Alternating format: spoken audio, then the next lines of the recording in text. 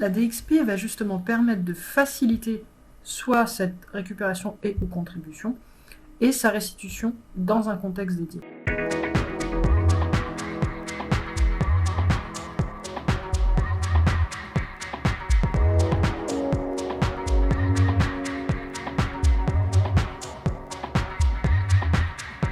Commençons par l'acronyme. DXP veut dire Digital Experience Platform. Autrement dit, une plateforme de construction d'expériences digitales, donc sur les différentes plateformes en ligne que nous sommes amenés à mettre en place. Cela peut être un site public, un extranet collaborateur, un extranet client, fournisseur, un portail collaborateur.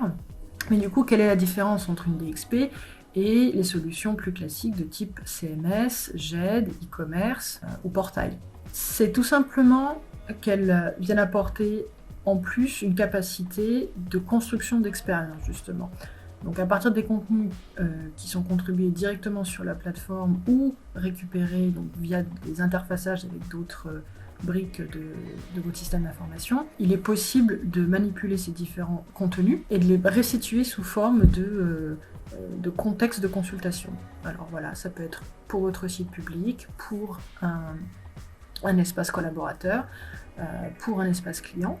Et cela peut être pensé soit sur un même site avec différents espaces dédiés, soit sur plusieurs sites, selon le choix d'architecture qui souhaite être privilégié. Donc, c'est à la fois cette capacité d'échanger avec votre récit et permettre la création de différents contextes de ces données, contribuer directement aux récupérés, qui font la principale différence entre une DXP et un CMS. Particularité en plus, c'est la capacité de pouvoir prévisualiser ces différents contextes le plus souvent et aussi pouvoir personnaliser justement la présentation selon des profils spécifiques. Ils sont de deux types. Le premier, c'est que d'un point de vue organisationnel, vu sa flexibilité de création de contexte et donc de présentation des contenus, c'est qu'on peut envisager finalement une même interface de contribution pour l'ensemble de vos équipes. Donc ça unifie les modalités de contribution au travers des différentes équipes qui seraient amenées potentiellement à s'en servir. Cela peut être l'équipe RH, l'équipe marketing, l'équipe de communication, certains profils métiers en contact directement avec vos clients, les équipes commerciales par exemple, souhaitant mettre en avant certains types de contenus, soit aux clients, soit à certains collaborateurs en interne, selon le contexte utilisé. L'autre avantage, il est d'ordre plus technique. Du fait de pouvoir faire autant de contextes finalement d'utilisation via une même plateforme, cela rationalise les efforts de maintenance, que ce soit une maintenance internalisée au sein de vos équipes, ou que ce soit une maintenance portée par un prestataire externe.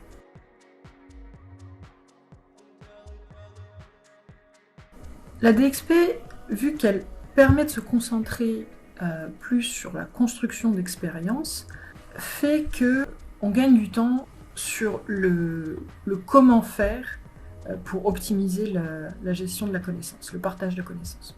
Le partage de connaissances passe par 3 étapes. La première, c'est identifier justement où la connaissance manque, où est-ce qu'elle est mal diffusée, et de là, en déduire où est-ce que je peux récupérer cette information-là. Est-ce qu'elle existe et juste pas accessible, ou est-ce qu'elle est à créer? Et la troisième étape, comment la restituer aux personnes en ayant besoin, soit que ce soit vos collaborateurs ou que ce soit effectivement des partenaires externes qui en auraient besoin. Sur ces 3 étapes-là, la première, donc, elle est d'ordre organisationnel, c'est-à-dire avoir des échanges en interne pour identifier effectivement les éventuels points de processus qui manquent d'informations. Quant aux 2 autres étapes, que sont la récupération de ces informations et la restitution, la DXP va justement permettre de faciliter soit cette récupération et ou contribution, et sa restitution dans un contexte dédié. Cela passe par la création soit d'un espace ou d'un site dédié, par une gestion de droit plus fine, et par la capacité de pouvoir prévisualiser ces différents contextes de consultation, voire d'aller un peu plus loin encore sur la personnalisation de certaines restitutions.